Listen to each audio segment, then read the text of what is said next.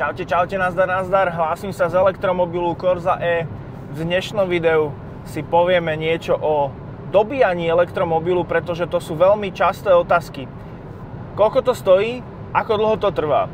A ja vám v tomto videu zbúram niektoré vaše predsudky. A tiež budete odo mňa počuť to, že koľko by mal mať elektromobil minimálne dojazd, tak aby ste ho mohli už v roku 2023 bez akýchkoľvek obáv kúpiť, používať a fungovať s ním aj na dlhšie trasy. Poďme na to. V prvom rade, čo sa týka ceny, tak preto som vlastne na mnohým z vás na komentár odpovedal, že budem o tom mať samostatné video, pretože nie je to úplne možné jednoducho vysvetliť. Totižto, cena elektríny a na tých dobíjačkách sa to vlastne neplatí nejako, že cash alebo platobnou kartou, čo je si myslím aj škoda.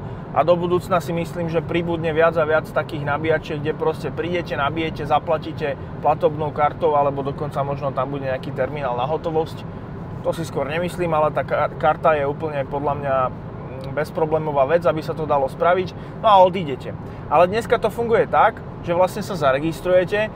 Mnohí strašia, že treba nejakú zmluvu a neviem čo, nie. Treba normálne ísť do aplikácie, stiahnuť si. Máme na Slovensku ZSE, máme na Slovensku Enjoy, alebo Enjoy, alebo ako sa to číta.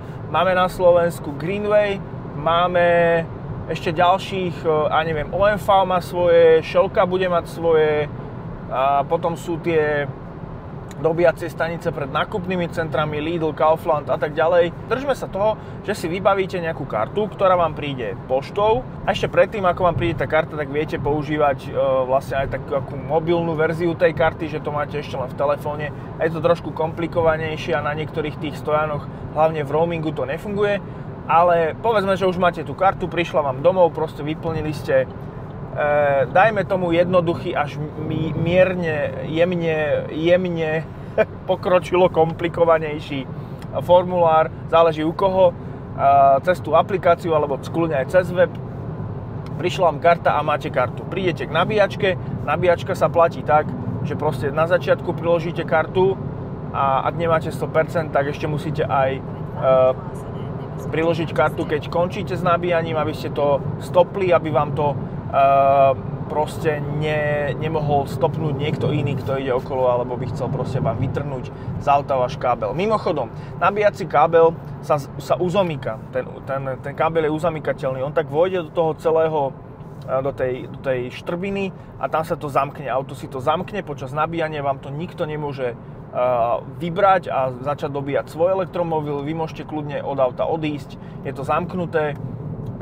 Odomknúť sa to môže buď tým, že ukončíte nabíjanie, alebo sa nabíjanie ukončí automaticky, buď časovo, alebo proste máte 100%. Vtedy sa to odomkne niekedy a niekedy nie, záleží ako to máte v aute nastavené.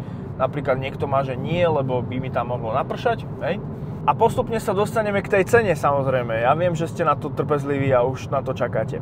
No a pretože vlastne máte tú kartu a neplatí sa to hneď, platí sa to až raz mesačne, čo je tiež akože brutálna výhoda. Zoberte si, že by ste chodili po pumpách, tankovali, vôbec iba preložíte kartu, nemusíte riešiť proste, že či platíte, neplatíte, na konci mesiaca vám príde faktúra a tu zaplatíte. No a pretože vlastne je to takto pretože je to vlastne takýmto spôsobom cez tú kartu a faktúru, tak vlastne je tam možné to, že tam je nejaký program. Predstavte si to niečo ako paušál od mobilného operátora. Hej? Môžete si vybrať, že napríklad budete mať najčastejšie bývajú nejaké 3 paušály. Jeden je, že za 0 € mesačne a máte nejakú cenu nabíjania, samozrejme tú najdrahšiu. Hej? Je to približne, 49 centov, 39 centov. Potom máte nejaký stredný balíček.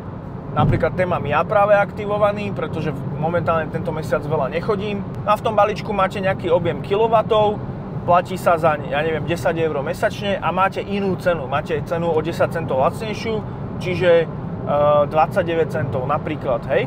No a potom je napríklad ten najvýhodnejší balík, podľa mňa, ten je od... A kľudne to poviem, síce nemám za to žiadnu provízku, ani nerobím reklamu, alebo teda nechcel by som, ale je to od ZSE, stojí to 89 € mesačne a máte v tom 400 kW energie v cene, čo keď si prerátate, tak cena 1 kW je 22 centov.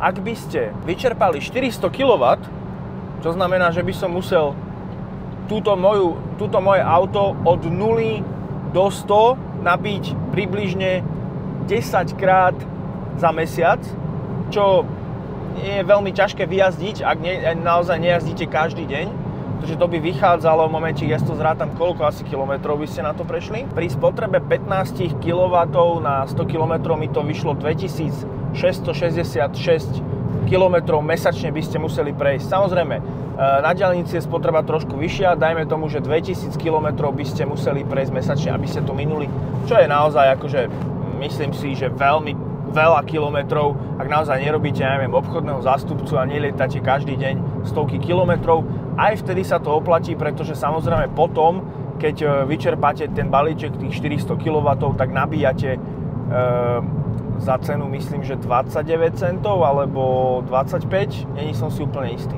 Čiže takto je to cenovo. Ak by sme to porovnali so spaľovacím autom, tak zoberte si, že dajme tomu, máte veľmi úsporný spaľovací motor v kombinovanej spotrebe, dajme tomu 6 litrov na 100 km benzínu alebo nafty. Dajme nejakú strednú cenu nafty alebo benzínu, rátajme, že to bude stať euro 50. Dobre? Liter toho paliva. Dajme tomu, že nebudeme pozerať na tú spotrebu a povieme si, že mesačne nabeháme tých 2000 km a zaplatíme si ten paušál od ZSE za 89 eur. To znamená, že naviac už nezaplatíme nič, pretože tá sieť tých nabíjačiek je strašne hustá, aj sú rôzne aj v roamingu, kde vám to platí, a rovnako vám to platí aj v zahraničí. Zaplatili sme 89 eur za elektriku a prešli sme 2000 km. Ak by sme išli na spaľovacom aute, 2000 km delené 100 je 20, krát 6 je 120 a krát 1,5 je 180. Čiže o 100 eur viac mesačne by vás vyšiel spaľovací motor alebo auto so spaľovacím motorom a jazdiť na ňom jak Chiron hore-dole. Áno, samozrejme, že dobíjanie elektromobilu znižuje možno komfort z jazdy a hlavne z dlhej, ak by sme povedali, že potrebujete nabíjať. Ale ešte predtým, ako sa dostanem k tomu, že koľko trvá nabiť elektromobil, tak skúsme sa ešte trošku vrátiť k tej úspore peňazí, pretože elektromobil nemá olej, nemá žiadnu olejovú vaňu. O mnoho menej sa opotrebujú brzdy, pretože väčšinou brzdíte rekuperáciou, čiže brzdové platničky vydržia násobne viac, niekoľkonásobne viac ako pri spaľovacom aute. Ďalej tu nie sú rôzne palivové filtre, rozvody a iné veci, ktoré sú bežne na spaľovacom aute a elektromobil ich proste nemá. Čiže údržba elektromobilu je rovnako tak aj servisný interval o mnoho väčší ako pri spaľovacom aute, no ale hlavne to, čo na elektrickom aute vlastne do toho auta okrem elektriky dávate, je už iba voda do ostrekovačov na okna. Nejde tam žiadny olej, žiadne mazivá, proste olej do prevodovky, proste nič, pretože tu žiadna prevodovka nie je napríklad, hej. Proste je tu jeden prevodový stupeň, s ktorým sa rozbiehate a aj s tým istým idete aj po diaľnici. Zoberte si, koľko vás stojí údržba takéhoto auta a hlavne buďme trošku aj k sebe úprimní a berme do úvahy aj rôzne emisie, ktoré sú pri spaľovacom aute naozaj vyššie a neberme prosím do úvahy rôznu demagógiu a lobby rôznych spoločností alebo teda nejakých skupín, ktoré sa nám snažia presvedčiť, že typicky tie argumenty sú, že výfuk má elektromobil v uholnej elektrárni, pretože napríklad na Slovensku sa za minulý mesiac elektrická energia v uholnej elektrárni vyrobila naozaj v drvivej neväčšine a kľudne si tipnite to číslo a je to menej ako 5%. Na Slovensku máme naozaj už teraz v tomto momente pomerne výrazne zelenú energiu a samozrejme Slovensko ako aj iné štáty Európskej únie sa zaviazali, že budú používať čoraz viac a viac obnoviteľných zdrojov elektrickej energie a tzv. Zelených. To znamená, že nebudeme pritom ničiť naše ovzdušie a hlavne prispievať tak k environmentálnej kríze, že proste je tu veľký strašiak v podobe globálneho oteplovania, ktoré má v sebe rôzne následky a myslím si, že nikto z nás by nechcel, aby deti našich detí jedného dňa nemohli výjsť von pretože sa tu nebude dať dýchať, nebude sa tu dať čo piť a nebude tu nebezpečne obrovská vysoká teplota smerujúca k 100 stupňom, čo bude asi pravdepodobne zánik civilizácie, že áno. Čiže mohli by sme ešte predtým, než si povieme, že ako veľmi je pohodlné tankovať benzín alebo naftu versus nabíjať elektromobil, povedať aj to, že či nestojí možno maličko diskomfortu za to, že prispiejete k tomu, že tá planéta bude proste možno jedného dňa naozaj zachránená a nezahubíme ju. Ak máte nejaké ďalšie argumenty k environmentalistike a k tomu, ako veľmi je neekologické používanie elektromobilu a podľahli ste nejakej lobby, ktorá je úplne scestná, tak si kľudne pozrite moje video s Milanom, ktoré som nakrúcal a kde vám všetky tieto hlúposti vyvrátime. A jak sa mi rozpršalo. A pritom modrá obloha, chápeš? No a posledná vec to je ekológii. Možno argument úplne za všetky. Dnes elektromobil možno naozaj nie je ešte 100% zelený a z časti sa vyrába a jeho prevádzka je s nejakou uhlíkovou stopou. Ale dobrá správa je, že jedného dňa to môžete zmeniť a iba tým, že budete proste ďalej nabíjať elektromobil, tak tým, že sa zmení ten zdroj tej elektrickej energie, tak vy vlastne budete fungovať ekologicky. Pri spaľovacom aute to nemáte možnosť nejako ovplyvniť. Stále budete mať tú istú uhlíkovú stopu a vypúšťať to isté množstvo emisí ako na začiatku, keď ste to auto kúpili. No a poďme k tým časom nabíjania. Každý elektromobil má od výroby nejakú inú rýchlosť, ako je možné maximálne sa dobíjať. Toto auto, napríklad Opel Corsa E, má pomerne akože na svoju triedu slušný nabíjací výkon až 100 kW za hodinu. To znamená, ja viem za hodinu dobiť 100 kW a za tých 100 kW prejdem 660 km. To znamená, 1 hodinu budem dobíjať, prejdem 660 km. Čo samozrejme znamená, že to auto by malo byť nabité za pol hodinu tých 300 km, ktoré toto auto dokáže maximálne prejsť na tú kapacitu tej batérie. Čo ale nie je úplne tak, pretože rýchlosť nabíjania má svoju krivku. Čím menej máte percenta batérie, tým rýchlejšie nabíjate. Respektíve napríklad toto auto má pomerne vyladenú tú krivku nabíjania a ja nabíjam viac menej väčšinou plnou rýchlosťou, koľko mi daný stojan, daná nabíjačka dokáže dobiť, až do nejakých percent zhruba 83-84, potom sa to spomalí zhruba na polovicu až tretinu. Čiže je výhodné z časového hľadiska dobíjať od čo najmenej percent batérie do tých 80%, ak sa niekde ponáhľam a chcem niekde ísť. To väčšinou trvá na tomto napríklad konkrétnom aute, na nabíjačke, ktorá nabíja 50 kW alebo trošku rýchlejšie. Väčšinou tie nabíjačky nájdete na Slovensku, že majú buď 50 alebo 100 alebo 120, čiže ja nabíjam väčšinou niekde od tých 50 do tých 100. Hej. 75 dajme priemer, to takouto rýchlosťou a trvá to väčšinou, ak tam naozaj prídem veľmi vybitý, tak do tých 83-84% to trvá pol hodinku. Ak by ste nabíjali iba 10 minút alebo 15 minút, tak dobijete zhruba na nejakých, 50% a máte 150 km proste dojazdu pred sebou.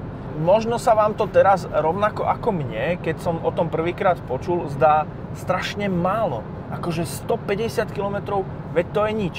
Ale realita je taká, že vy naozaj môžete prísť s tým autom na tú nabíjačku úplne vybitý. Vôbec sa toho nemusíte báť. Robil som na to test, je to úplne v poriadku a dokonca auto, keď mi písalo, že už nemám žiadnu šťavu v baterke, tak ešte som prešiel 40 km. Čiže vzhľadom na hustotu nabíjačiek na Slovensku, ktorá musí zase vyvrátiť ďalší mylný omyl, že preboha ešte nie sme na to infraštruktúrne pripravení, ako mi niekto minule písal, že on býva v Dubnici a tam je ledva jedna nabíjačka a potom sme prišli na to, že v rádiuse 5 km je cez 20 nabíjačiek a ďalšie sa stavajú. Tak proste áno, vy keď nejazdíte na tom elektromobile, nemáte tušenie, koľko je tých nabíjačiek, lebo ste ich nikdy nevideli. A to je preto, lebo ste si ich nikdy zámerne nevšimali. Proste, lebo vás to nezaujímalo. Ale tých nabíjačiek na Slovensku... Slovensko je jedna z krajín, kde máme najhustejšiu s pokrytím proste naozaj, ja neviem, asi každých priemere, každých 10-15 km je nabíjačka podľa mňa na Slovensku. No a teraz si predstavte, že to, čo vám tu ja rozprávam, tak ja vám rozprávam úplne jednom z najlacnejších elektromobilov z úplne entry level, čiže taký ako vstupný elektromobil, ktorý je primárne určený do mesta, kde vám absolútne nemá šancu vadiť nejaké dobíjanie, pretože vy v tom meste jednoducho nepôjdete v kuse 300 km. Prečo by ste to robili? To by ste to museli to mesto obísť niekoľkokrát, hej? Čiže vždy idete niekam. Hej? A teraz ten zmysel tej infraštruktúry, ktorá sa buduje, že tie nabíjačky budú väčšinou tam, kde ľudia chcú ísť a kde stoja. Sú to najmä nákupné centrá, parkoviska pred základnými domami s potravinami, potravinové siete. Tam, kde ste zvyknutí aj čerpať na čerpacích staniciach v zahraničí, úplne bežná vec. Na Slovensku ešte stále nechápem prečo. Ja som išiel celé Rakúsko, na každej pumpe, kde som zastavil na diaľnici, bola dobíjačka, bolo ich tam mŕte a všetky boli prázdne, pretože a to je tiež jeden z mýtusov, ktorý si každý myslí, no kde to budeme všetci dobíjať? No nebudeme to nikde dobíjať všetci naraz, pretože tak ako aj na tú čerpaciu stanicu, tak ani na tú nabíjačku jednoducho nepôjdete všetci naraz a nebudete potrebovať nabíjať každý deň. Ja toto auto nabíjam raz za 2 týždne, proste lebo keď jazdím po meste, to úplne stačí. A proste idem niekde na nákup, raz za tých 2 týždne určite idem a ani nemám doma nabíjačku, nenabíjam to v noci, tak ako to drvivá väčšina tých elektromobilistov robí, ak môže, ale vôbec to nie je problém, ani zamáčik, pretože ja raz za tie 2 týždne určite niekde do toho nákupného centra alebo niekde na nejaké parkovisko, že keď chodíte po meste s autom, tak jednoducho raz za čas na parkovisku stojíte, proste to je akože tomu sa nevyhnete. Čo som si až ja uvedomil pri používaní elektromobilu, lebo tiež som nad tým tak rozmýšľal, že preboha, ale veď to je maličký dojazd, že 100, 200, 300 km, to je málo proste, ja to nechcem stále riešiť. Ale vy práve, že nič neriešite. Vy niekde zastavíte, idete tam, je tam tá nabíjačka, no tak to tam puchnete, priložíte tú kartu a idete preč. Pretože vy už potom vlastne nemusíte ísť na tú pumpu, za ktorú by ste normálne išli a museli by ste na ňu naozaj ísť, zámerne niekde ísť okolo a zámerne tam zastaviť kvôli tomu, že chcete načapovať proste to palivo. Ale pri elektromobile je to tak, že vy proste či chcete alebo nechcete, narazíte na tú nabíjačku, narazíte na to parkovisko, kde sa dobíjať dá a poviete si, no však to nabijem, veď som tu, veď aj takto auto tu bude reálne stáť. Nestratíte reálne ani minútu zo svojho života, ak budete dnes v meste používať elektromobil. Garantujem vám to.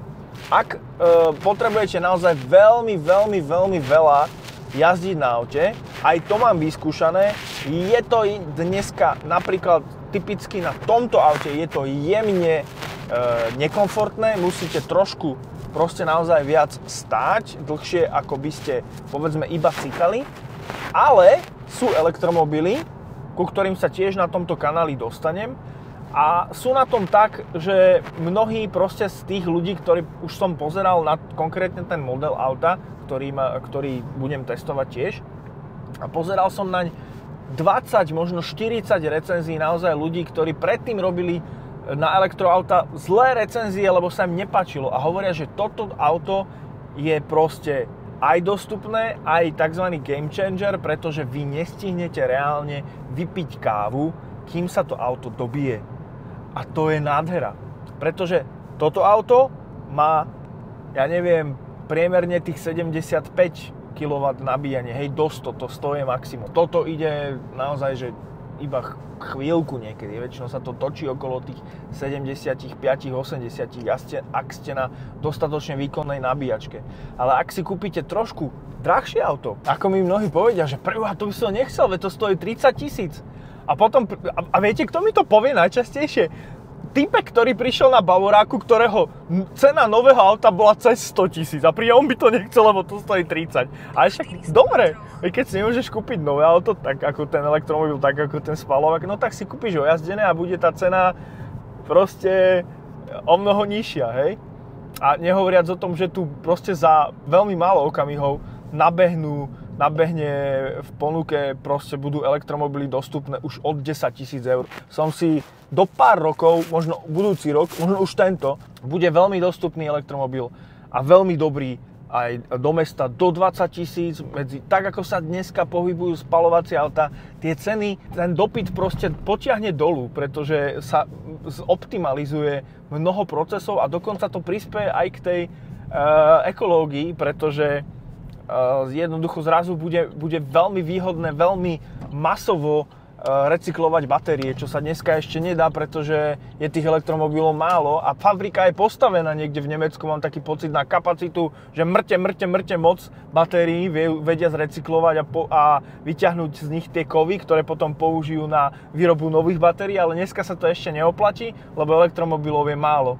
Čiže ono je to v realite úplne opačne, ako celá tá lobby a celé tie všetky tie argumenty, že prečo nie, tak vlastne my tí zastancovia tej elektromobility vlastne sa tomu smejeme, že ale to je presne opačne. No a vrátim sa k tej myšlienke toho, že keď si kúpite len trošku drahšie to auto, a určite bude ponuka aj jazdeniek, tak zrazu prídete na to, že vás absolútne, že nejako neobmedzuje proste raz za 400-500 km zastaviť a na 20 minút dobiť auto.